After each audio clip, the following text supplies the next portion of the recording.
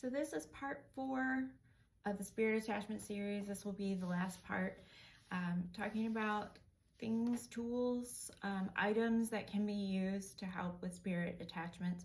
And this is for someone who is experiencing, who has an actual attachment or is just being haunted, which means they may not be attached, but they're being visited by demons. And this can come out through night terrors, sleep paralysis, other paranormal events happening around, usually your home or around you, things that you're experiencing.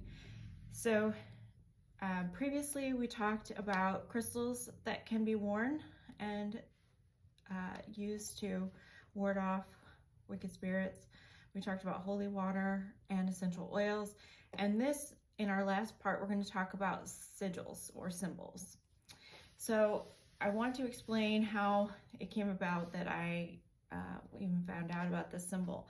And it came about through a conversation that I was having with an angel. And really, I was asking for help because of the spirits that are around me all the time. They're not attachments, but there's a constant influx of them. So it's something I have to deal with on a daily basis. I already knew about holy water from a previous experience years ago, but then she told me about the black tourmaline and the malachite that help as far as crystals. I then asked about what else, what other things? Tell me all the things. And she said the essential oils, the amaranth oil, and the artemisia oil, which is the wormwood. And then the last thing I asked for, what about symbols or sigils? And she showed it to me, so I saw it, and I had to think where I had seen it before. I know it was something familiar to me, and I had to remember where I might have seen it before. So I went to my bookshelf and I found a book and started looking for it, and there it was. And it was in this book, The Greater and Lesser Keys of Solomon. So it's actually in the back, which would be the Lesser Keys of Solomon, also is known as the Goetia. And it was this symbol right here. This is what she showed me. This is exactly the symbol that she showed me in my mind. The pentagram of Solomon. So I just want to read the description. It's just one line that says, it is to preserve thee from danger and also to command the spirits by. And that is exactly what it does. So it's both a protection and it's used to command spirits. And that's really specifically for those of us that have authority over spirits, to command them. So again, the symbol has power, but specifically I'm talking about over spirits. And the reason I say that is because I did research on other pentagrams. If you were to pull this symbol up in a search right now, the pentagram of Solomon, you would find the symbol, but you would also find a slightly altered version of it, one that is this, but also has extra numbers and letters and like other items like a sword and things like that. That was this symbol that was adopted by the Freemasons, and they kind of added some extra things to make it their own. It does not have the same power. It has some power. I've tried it, I've used it. It does not have the same power. Also, there is the pentagram that is a little more simple, something like this, although this is upside down. A plain 5-point star in a circle. It's a lot of times known as the witch's pentagram. It had the least amount of power. And the reason I'm saying that is because it does matter depending on the use. Now, I'm talking about specifically for spirits, and this is the one that I was shown, and this is the one that absolutely has the most power against spirits. Now, the others might have more power depending on their use, but those aren't uses that I personally experienced, so I can't say.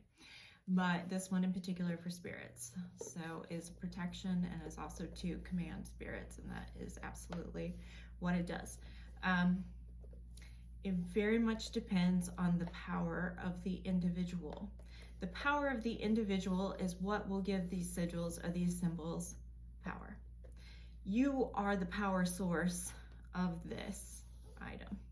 So someone who doesn't have much magical ability is not going to be able to give these symbols much power. They're not all of a sudden going to become magical and be able to command spirits. That isn't how it works. So the power has to come from the individual. You are the source of that power. So this one in particularly has to do with those of us who have power over spirits. So this symbol most definitely is very useful.